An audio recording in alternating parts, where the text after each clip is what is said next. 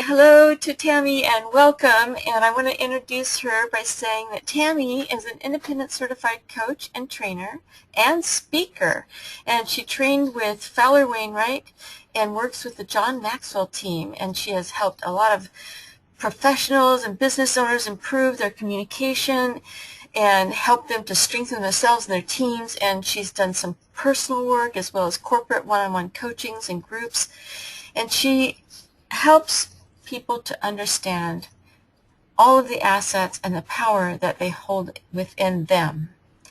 So she has helped people to overcome fears and frustrations and avoid unnecessary distractions and fine-tune their personal and or professional goals. So without any further ado, we have the honor of having Tammy Smith share an evening with us sharing about finding your voice in business. Tammy? Wonderful, Barbara. Thank you so much for that awesome introduction. I really appreciate it. And I'm really excited to be here this evening with all of our participants. As Barbara mentioned, my name is Tammy Smith, and I am an expert at coaching individuals in how to set goals, establish boundaries, manage their time, and of course, for tonight's purpose, finding their voice.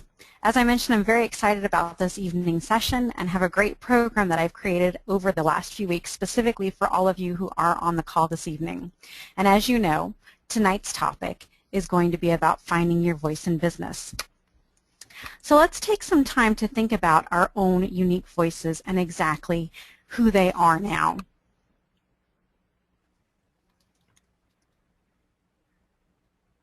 And Barbara, when I click on the slide, it's going to show up, right? There it is. Are you guys seeing the slide too? Okay. So a lot of who we are today in and out of business is a result of who we have been allowed to be, or who we've been told to be, or maybe even in some of our cases who we've been made to be in years gone by. And for some of us, it can be a real challenge to break away from these old patterns, not only of actions, but of thoughts as well, especially depending upon how early on these thoughts and these patterns were ingrained upon us and what it is, who it is that these things came to us from. As a result, issues that are months, years, or even decades old can prevent us from being the successes that we are meant to be at this point in our lives. So let's think for a moment about who we were growing up. Were you dragged down as a small child? Perhaps you were told you were worthless or wouldn't amount to anything? Or on the opposite end, were you smothered with parents who made all of your decisions for you, even well into your teens or 20s perhaps? Or were you provided room to grow and flourish, complimented and encouraged, loved and cherished, and corrected when appropriate? By my parents, I actually had the good fortune to be treated with love and respect and cherished as their little girl. But for some reason, I was never good enough for my older brother. For years and years, I tried in earnest to be whatever it was that he wanted me to be, but I never was. And the fact of the matter is, folks, that there are times that we experience challenges in our thought processes, and this challenge may be due to an influence that's outside of our parents.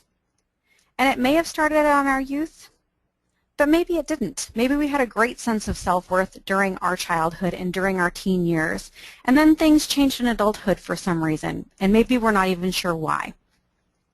So as we think about it, being an adult, have things changed for you? And if so, did they get better or did they get worse? And who in your life happened to be one of the people that caused these changes? Who have you been in your past employment positions? Sometimes you were, again, made to feel worse by others in the office, or perhaps you were recognized for your achievements. Again, from my own personal perspective, thinking about a job that I had when I lived in the Seattle area, I was young, I had a pretty good sense of self-confidence, and had just recently graduated from college, and went into this administrative position where the management was rude, condescending, arrogant, and obnoxious. And one day, a management member even hurried through the office exclaiming, "Someone's going to get fired today." Can you imagine what that did for morale? So naturally, having spent a year or shortly more in that environment, my self-esteem started to change. And I, like some perhaps on this phone call, started to lose my voice. But then there are others of us, again, at different times in our lives, be it in our youth, in our military experience, in our professional world, that we've received great achievements and we've been recognized for them. Maybe we received medals of honor in the military, we've received a nice pen or a wall plaque. Monetary bonuses, of course, are always nice, or maybe even a gold watch, depending upon where each of us has reached at any point in time in our professional life. As a result of who and where we've been during our youth and in adulthood, what are our thought patterns today? Believe it or not, and I'm sure that most of you have heard this time and time again, the way that we were treated, the way that we were brought up, the education that we have, the thoughts that we used to have about ourselves really do have a huge impact on who it is that we are today. And naturally, who we think we are has a huge impact on what our voice is and how often it is that we actually hear our true selves. So as you think about your thought patterns today, do you maybe hope for a brighter future, but actually have a great deal of doubt about where you're headed, particularly in your coaching or your training business? Or do you now expect success in everything that you do? And of course, I certainly hope it's the latter for everyone on the call. But folks, the answers to these questions place particular thoughts in our minds about who we believe we are right now, this moment today. So while our past achievements, failures, and daily life experiences have played a large role on the people we have become, they are nothing in comparison to our daily thoughts and the speech that we have with and about ourselves. So what do you aspire to be in your coaching practice? Before we even address this thought, would you want to be your own customer? Think about that for a minute. Thinking about the programs that you offer, the way you offer them, how it is that you go about to get your clientele, who your clientele are. If your answer is, no, I don't think that I'd want to be my own client, or, you know, I'm really not sure, then please write this next comment down, and part of it's up there on slide number 2. I am a strong and confident, and then fill in the blank, business owner, coach, consultant, trainer, advisor, who services every one of my clients with respect and the best quality program that I can offer, providing these customers with exactly what they need. And I'm going to repeat that again. I am a strong and confident business owner, coach, consultant, trainer, advisor, who services every one of my clients with respect and the best quality program that I can offer, providing these customers with exactly what they need and nothing that they don't.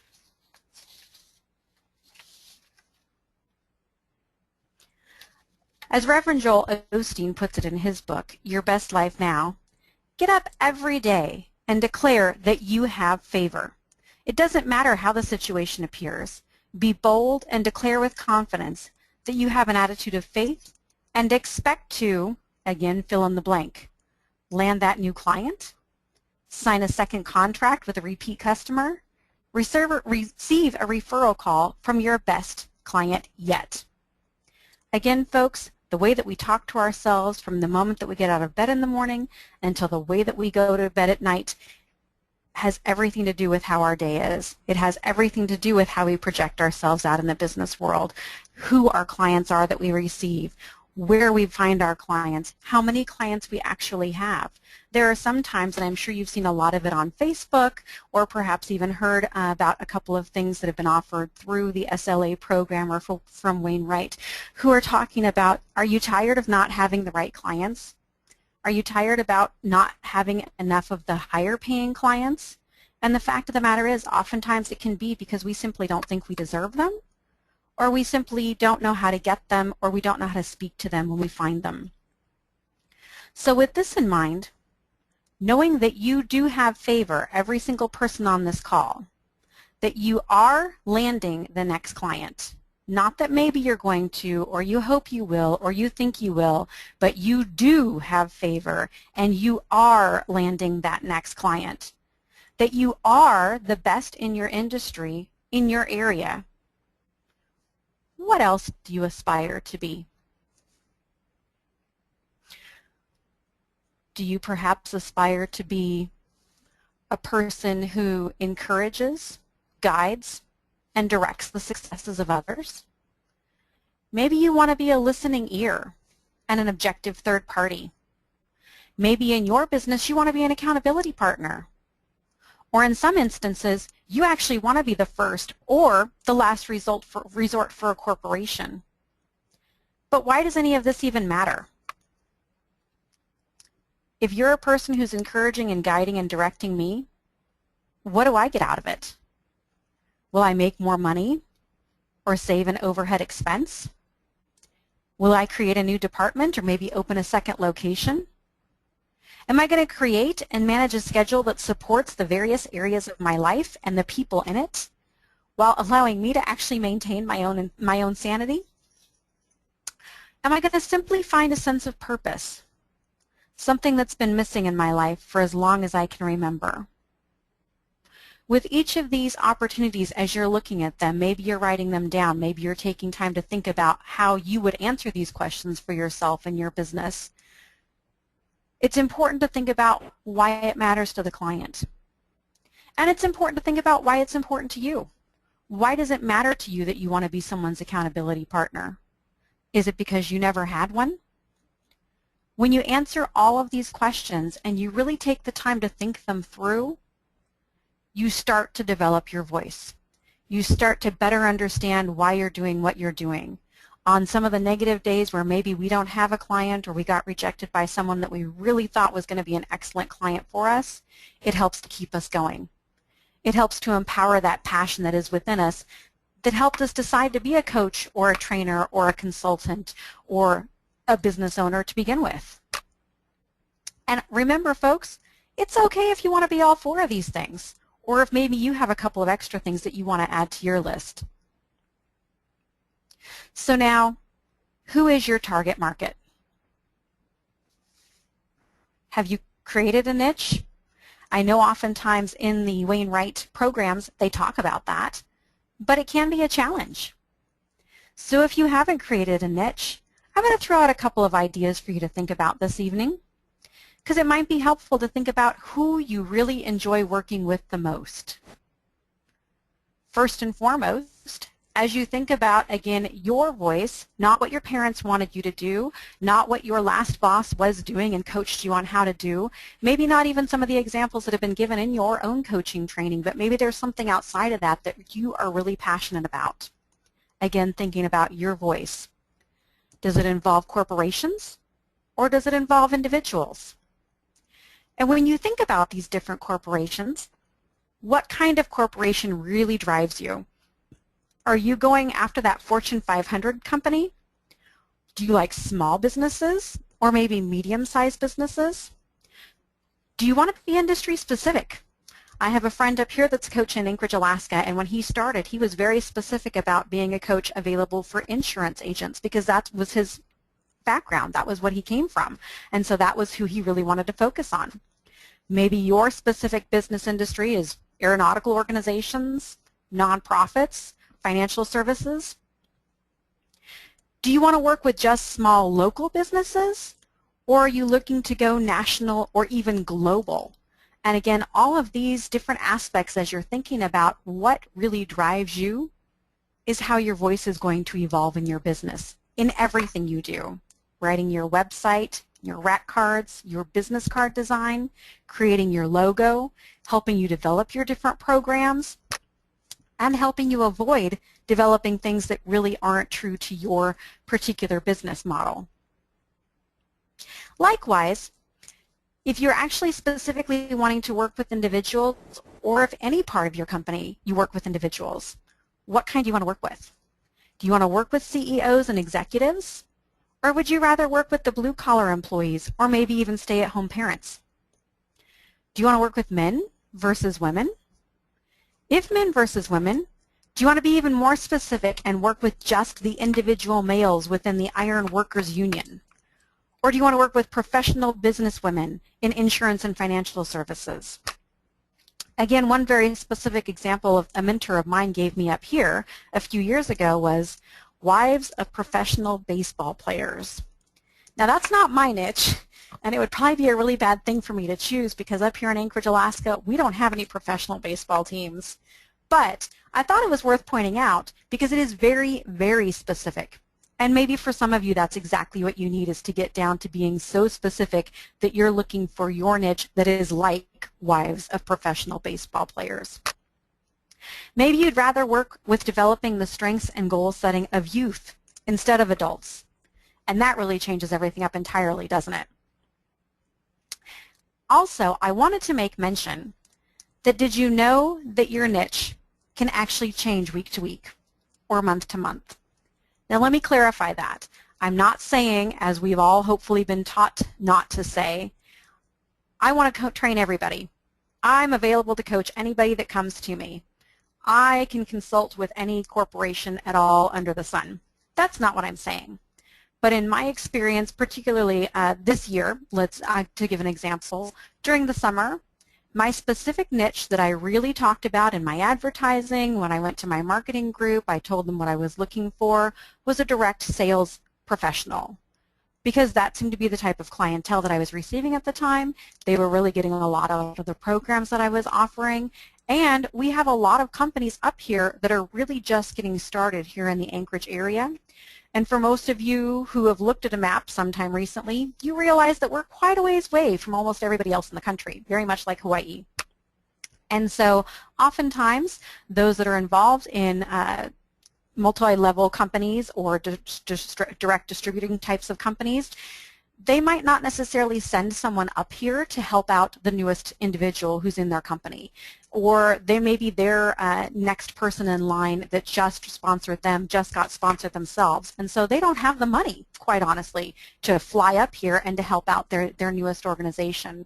So I let them know that as a professional person who looks to empower others, I would be happy to come in and do a consulting, or I'm sorry, not a consulting, but a coaching session with them. I'd be happy to come in and do an empowerment group activity.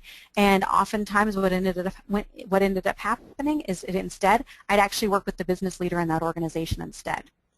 Now, while I do still work with people in direct sales, who it is that I'm focusing on this month is divorcees. In my personal coaching practice, it's very appropriate for me to work with people who have gotten through a divorce. Not the It's really not a good situation for me to work with. I don't have the skill sets for that. But I can certainly work with individuals who have gone through the divorce. And now they no longer have that partner to help hold them accountable. They no longer have that second person who is going to help them with goal setting or to maintain their accountability. They no longer have that second person that helps them out with scheduling. However, a coach, like those on this call, can now be that partner for them as they begin to set up a new schedule with all of the responsibilities that they have as a single person. So just keep in mind that as you are going through the process of finding your individual voice, that you may have a couple of different areas that you want to specialize in, and you can address those at different times in your marketing. So now, most importantly, I want to help you establish your worth. Folks, while it may seem that everything we've talked about this far is way off topic, the fact of the matter is, when we address how our upbringing causes us to look at ourselves today, and we recognize what our current daily thoughts are about ourselves and our abilities, and these thoughts affect our actions, and we realize that no matter what our age or experience, we have the right to change and be the persons that we are meant to be. And we then understand what groups of people we work best with. With all of these key points put together, we can then appreciate our own individual worth and the excessive value each of us has based on our education, our experiences, and passions for our businesses. Then we can choose an appropriate fee to charge our clientele with no regret of the dollars we expect to receive for the programs that we're providing. My friends, you were created for a purpose. No one but you will be able to share your thoughts and experiences with those with whom you come in contact. This key piece alone allows you the opportunity to provide your clients with exclusive packages, services, education, and products that they literally can't receive anywhere else in the world, simply for the thought that you and your voice in business are unique. Barbara can't offer these services to them. I can't offer these services to them because we're not you. We've gone through different education than you. We've had different experiences than you. We know different things than you know, and we're going to attract different people than you're going to attract. And that in and of itself makes you very unique, and that allows you to create exclusive services for the clients that you're going to come in contact with. Even if we're both looking at personal coaching, or we're both looking at corporate coaching, or we're both looking at training. Whether you market yourself as an industry expert who specializes in, let's say, helping military personnel transition into civilian life, or you advertise yourself as a person who is skilled at working with a diverse population of professionals, you own your market. And that also is something that is very important when you think about creating your pricing and finding your voice. So with these possibly new concepts in mind, what do others charge in your niche or your market and industry? Have you done any research on pricing in your area online? Have you reached out to anyone in the SLA partnership and asked what they generally see people with your level of experience or certification charging for the particular level of program you offer? Do you yourself work with a coach or mentor? If you are having a challenge settling on a fee, doing research will help you make a more educated decision on what an appropriate charge could be for your services. However, if you've done your research, you've talked with Barbara Wainwright or another member of the SLA staff, and you're still uncertain, I am going to wholeheartedly recommend that you double your fee. Whatever it is that you're charging, double it. Now that might seem kind of extreme to some people, but let me tell you, in my own practice, my seminar prices are now 2.5 times higher than when I started because I am working with a mentor. And I still receive the same number of clients that I received when they were 2.5 times less. My personal coaching programs are 1/3 higher than when I began because I'm working with a mentor. These ideas didn't come to me out of the blue. I've gone to conferences, I have my own personal mentor, and I continue getting educated by the SLA programs and what Barbara puts out. While I'm just starting to expand into corporate coaching, my fees are very comparable with what others are charging for the packages I'm offering. Again, because I have that support person, that mentor, and I am comfortable with my price point. I look at my prices, and some of them are pretty high in comparison to what other people might think they should be, but quite honestly, with the education and the experience that I have, I'm very comfortable with what I'm charging. And again, to go back to what we said in the beginning, I have no regrets. So I don't mean to sound cliche, but in the words of Henry Ford, he once said, if you think you can or you think you can't, you're right. So keep that in mind as you think about the prices that you're charging, because I know that some of the folks on the call have had an issue with that, and that's really been a challenge for you maybe this year or throughout your practice. Maybe you've just raised your prices and you're having a challenge with that. But the fact of the matter is, if you think that you can charge $2 grand per week for a client, then you can. If you don't think there's any way that anybody's ever going to pay you $100 a session, then you're right. They won't ever do that. So you just have to know that whatever it is that you've put out after your research and after you've thought about your education, that you have the right to charge that price. Quite frankly, it just makes sense. So the last thing that I really wanted to talk about this evening is creating boundaries. Creating healthy boundaries is empowering, and I want you to write that down. Creating healthy boundaries is empowering. Healthy boundaries allow us to protect ourselves. When someone comes to us and says, well, why don't you offer this? Or why don't you do that? We already have the boundary set up that says this is what I'm going to do. I'm not going to work with this particular clientele who's rude and inconsiderate and doesn't pay on time. And you've already said that in your contract. You've already said that in your agreement. You've already said that to yourself. And the reason why is because you're protecting yourself. And that in and of itself is strengthening you as a business owner. Healthy boundaries, when we set them, can actually help others stand on their own 2 feet. When we help others to stand up for themselves, we empower them.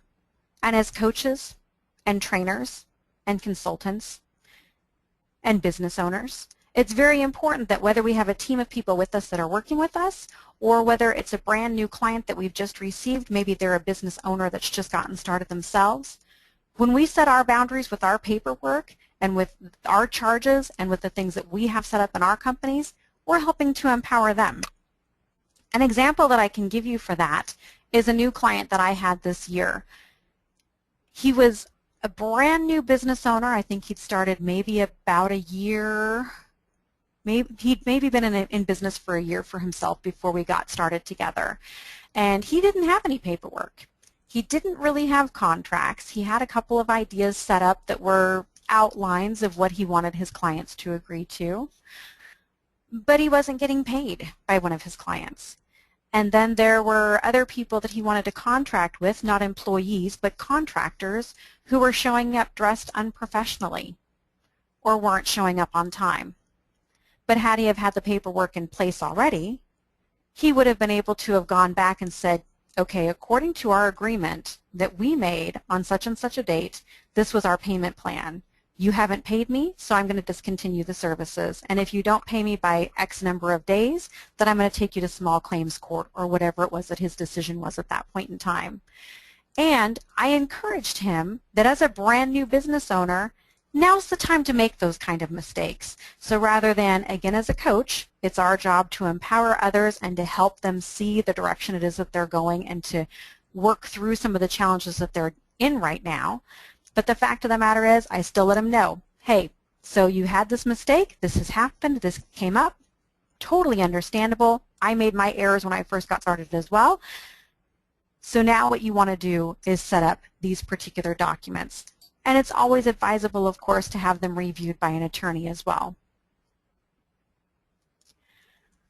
Healthy boundaries allow us to stand strong in ourselves. They enable us to better understand who we are. If we kind of flounder back and forth and flip-flop on anything, whether it's a moral issue, a business issue, a friend issue, the fact of the matter is we lose our strength. But if we say to our clients, this is what we agreed to, it's in writing, you signed it, we're going to be a stronger business owner.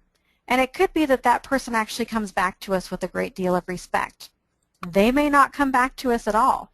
But quite frankly, again, when we're thinking about our own voice, standing strong for ourselves is one of the key components of that. And if we can't stand strong against a client that's going to take advantage of us, then we've just given up all of our business ownership to the client. We've allowed that client to now dictate to us when they're going to pay. We've allowed our client to now dictate to us when we're going to work with them, how our program is going to be set up, and we have lost all business ownership of what it is that we've taken time, even in our minds, just to set up because we didn't take the time to set it down on paper.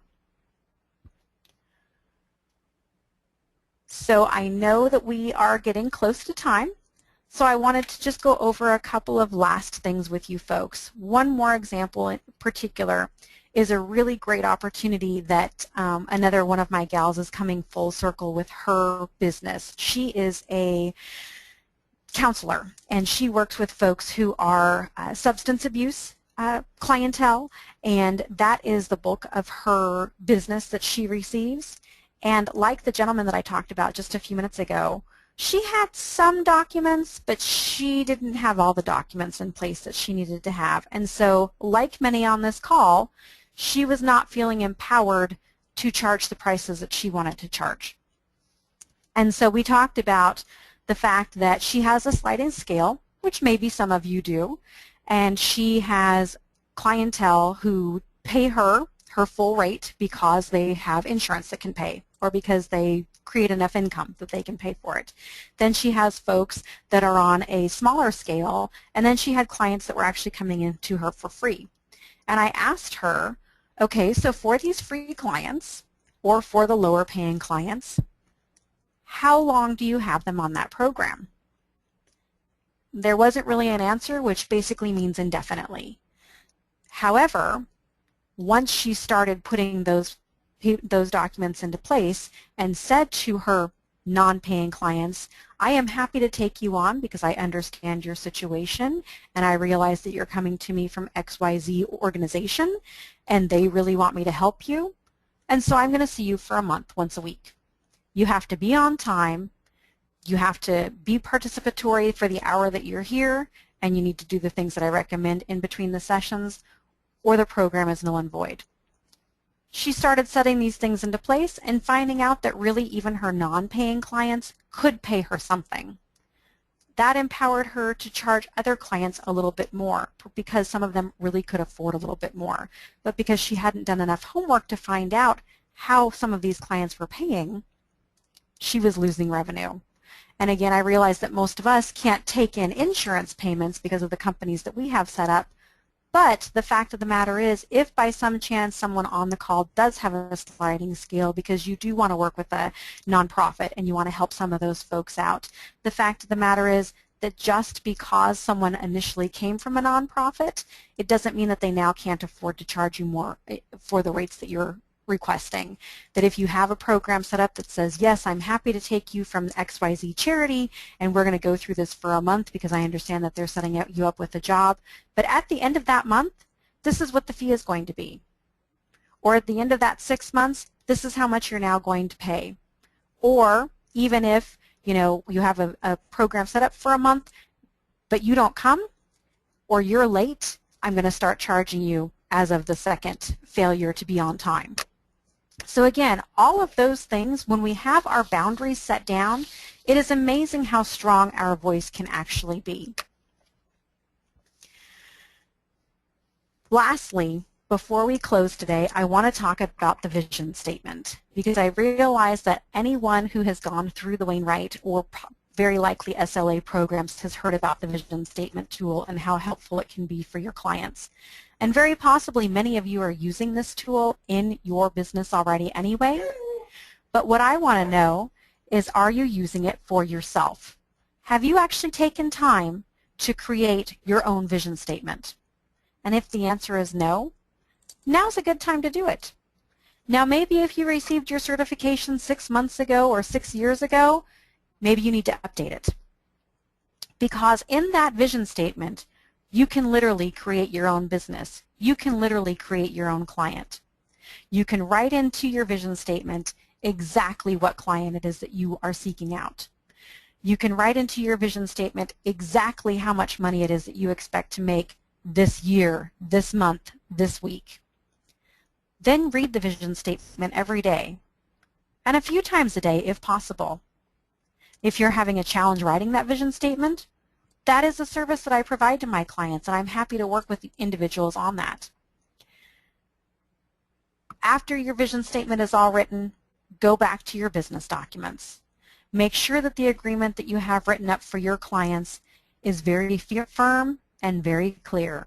It specifically states how your program runs, what you expect from your clients, because you do have the right to expect things from them, what they can expect from you because they pay to you for a specific reason, and they want to make sure that you can help them with that. And then again, as I mentioned before, you may want to have an attorney look over those documents just to make sure that everything is as clear as possible and obviously legally written. With this paperwork clearly written out and readily available, you are again a stronger business owner, coach, trainer who knows his or her value and how to present that value to your next client so that they do sign on the dotted line for the dollars that you expect. So in summary, folks, who are you aspiring to be in your coaching practice? Who is your target market? What do others charge in your industry, your niche, or your area of the country? Create and adhere to healthy boundaries. Do your research. Have your corporate documents already drawn up and reviewed, and then understand your pricing schedule so that you know exactly why you charge the prices that you charge when you go to talk to your client. All of these issues need to be addressed so that each of us may have a successful enterprise that is generating the revenue required to meet our financial needs, dreams, and goals. And while keeping our businesses open for those who need and want to come through our doors.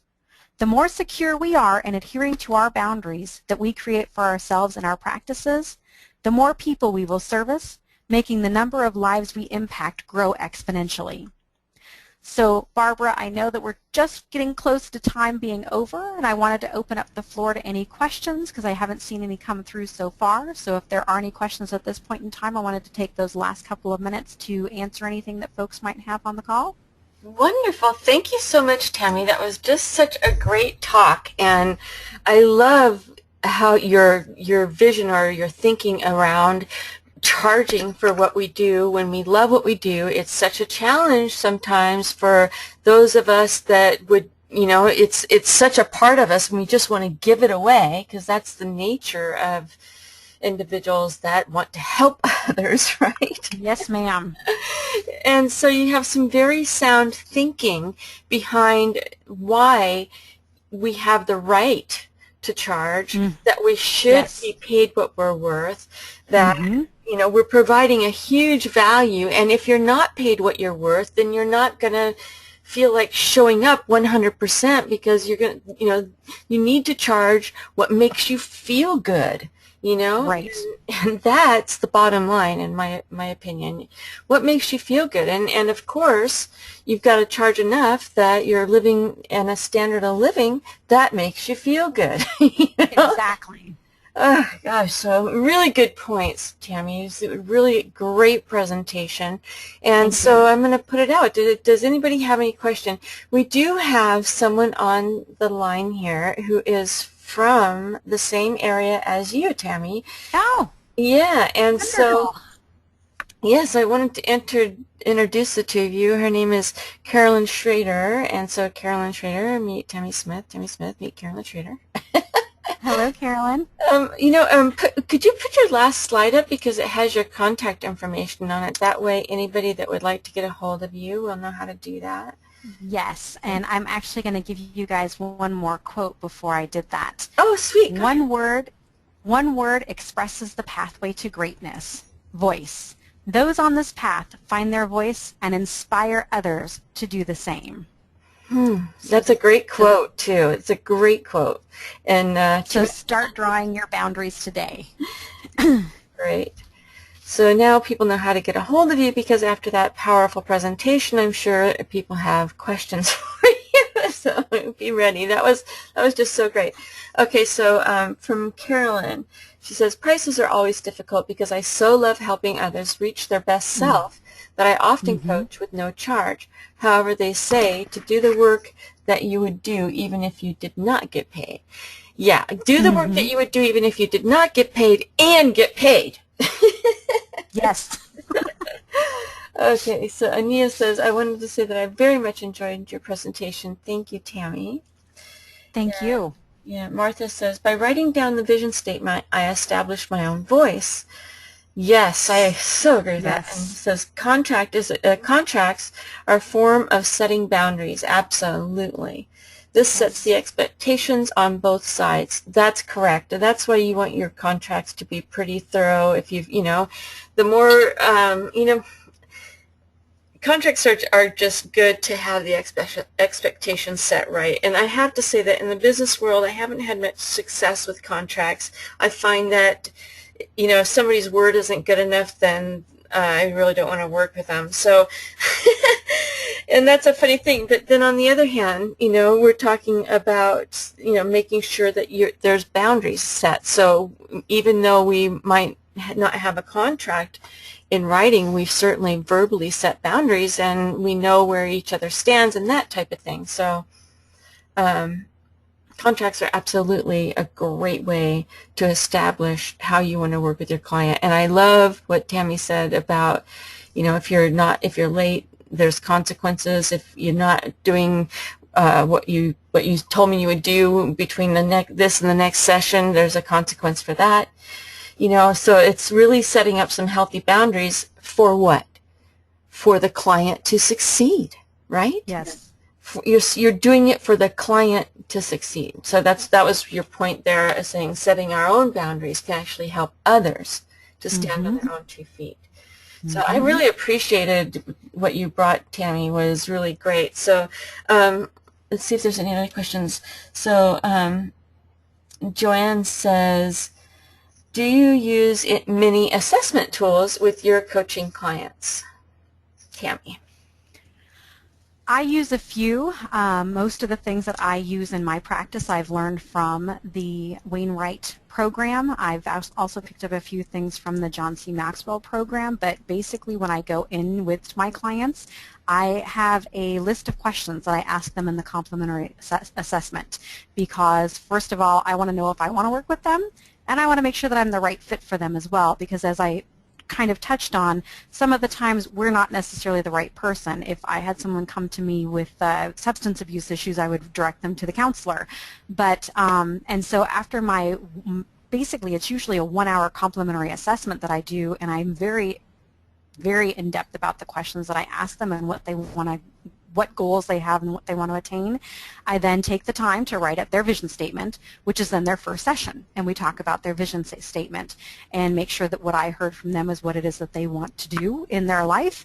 And usually it takes about 20 or 30 minutes to go over that, and then we start talking about their goals, and in that I use the circle, and it can be shown a couple of different ways. Some of the times it addresses finances, some of the times it addresses health, some of the times within the 6 sections of the circle it'll talk about relationships or finances or business. And so I believe that the Wainwright version is called the Circle of Perspective, but it has a couple of different names depending upon where you get yours from, online or through the program that you use. And then I write up questions some of the times before the next session, some of the times during the session, because I can have this grandiose idea that looks great on paper, but then when the client starts talking, they start talking about something that can be off of my list of questions. But it's important for me to address what it is that is important to them, not what's important to me.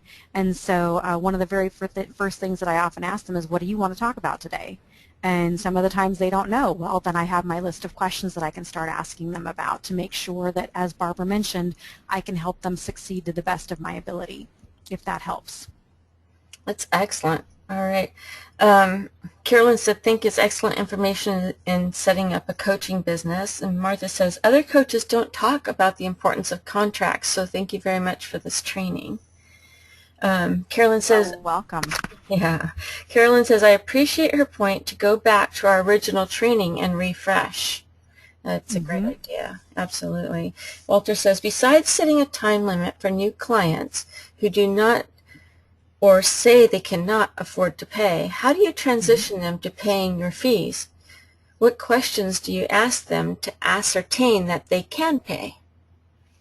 Well, Walter, in my specific business, nobody gets coaching for free. And so, unfortunately, that doesn't help you a lot. But I do talk with them, again, like I said, with the complimentary assessment. And in that complimentary assessment, we go over my agreement, which is my contract with my individual folks. And I very specifically state in there, again, what I expect from them as a client, what they can expect from me, and I tell them what the prices are, and I give them their payment options. Now, if by chance they can't pay, then I say, hey, you know what, I understand. If you'd like to go ahead and I can contact you in 6 months and see if something has changed then, or I can give them other resources that maybe they can use that are in my area until they get to a point where they can pay. Now, could I offer free services to someone? Yes, I could. I have actually bartered isn't necessarily the right upscale word that we're using right now, but I can't think of what it is off the top of my head. But basically, I can barter with them. So, for example, there was a gentleman who has helped me with my computer a bit, and so in trade, that's the word I was looking for, in trade. He's helped me out with some of the stuff that I've managed to do to my computer, and I've given him essentially free coaching lessons, but it isn't technically free because he gave me something. So if you have someone that is near and dear to your heart that you just really feel like you want to help, then by all means, I'm not telling you not to offer things for free, because maybe that's really what you want to do. Maybe you have a great retirement package and this is something you just want to do for fun. But if you have someone that you have been kind of pulling along and you've been coaching and you've been working with them, and now you're ready to start charging them because they're becoming maybe more of a drain on your time and finances than what you can afford at this point, then you can set up a plan where they start paying a nominal fee, and really setting those boundaries is very, very important, because if you're taking them from no fee to $500 an hour or $500 a month even, that's going to be a lot of money for that person. And so if you wanted to start them out with a smaller fee and say, okay, so now we're transitioning, because with where I am in my business, I need to bring everybody on board to a payment scale, and so I'd like to start you off. So my plan is to start you off with X number of dollars per week or X number of dollars per month, or however you want to set that up. Or you could barter with them, and they could come and clean your house while you're giving them services, or they could cut your hair, or that kind of thing. That is still, at least in Anchorage anyway, something that is very respected as a form of payment and opportunity to work with one another. But again, make sure that the boundaries are very clear, and I'd put it in writing. Even if it was your brother's, half-sister's, cousin's, son that you're working with, I would still put it in writing and say that for the next 4 weeks, or whatever your time frame is, we're going to begin, $25 a week, or I'll start taking haircuts for the next 6 months. But in 6 months, you're going to now pay this fee.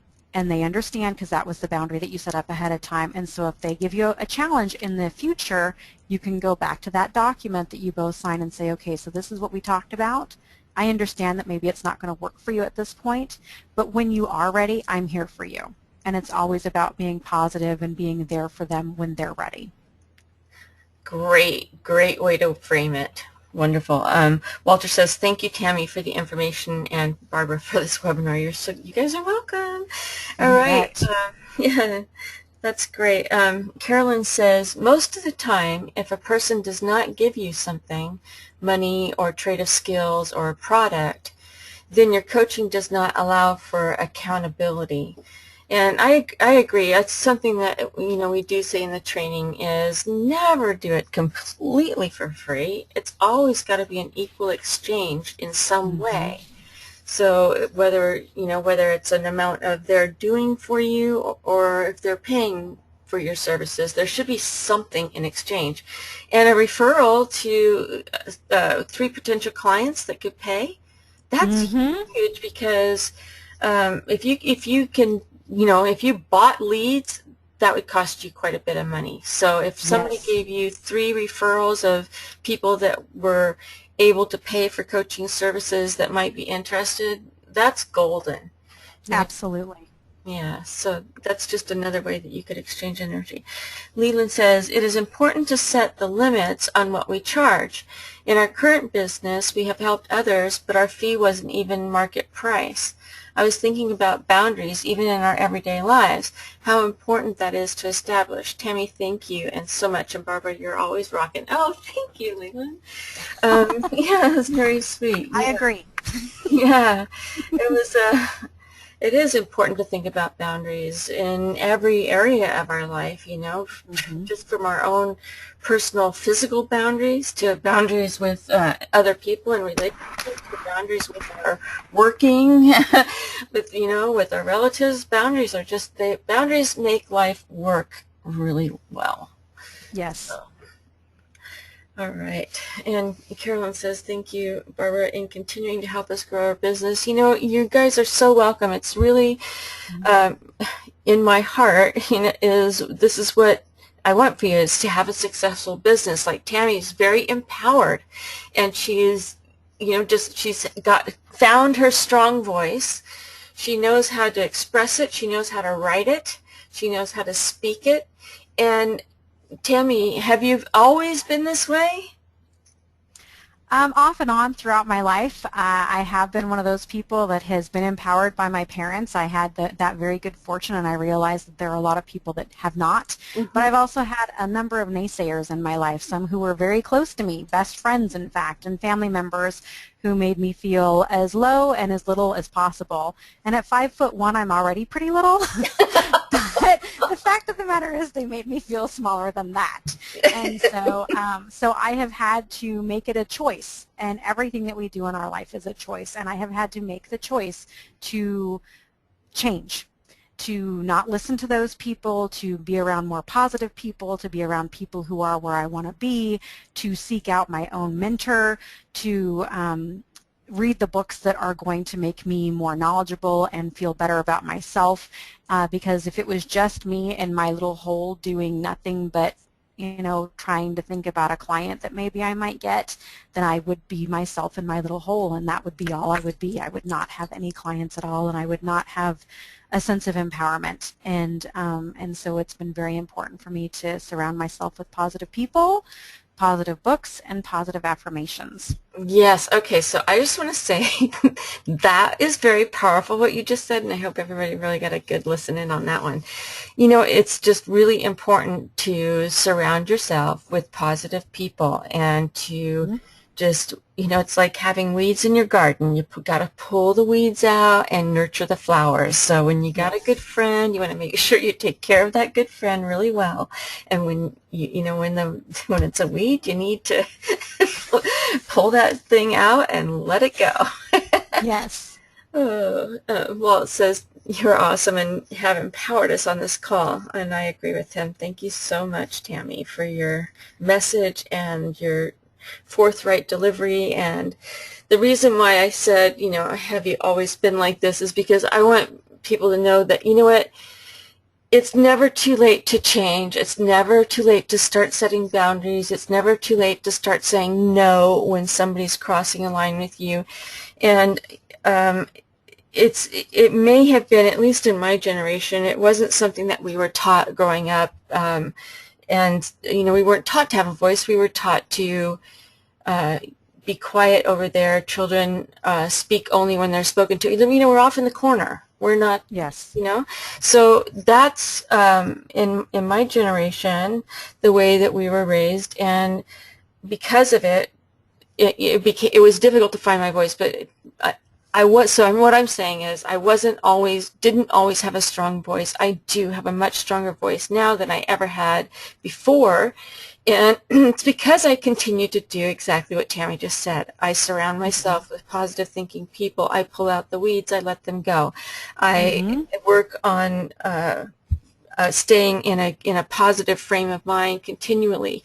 So these are important life lessons that Tammy's brought to the table tonight, and I really appreciate you bringing up every area that you did in your talk about finding your voice in business. It's just been very powerful, I'm sure, for everybody.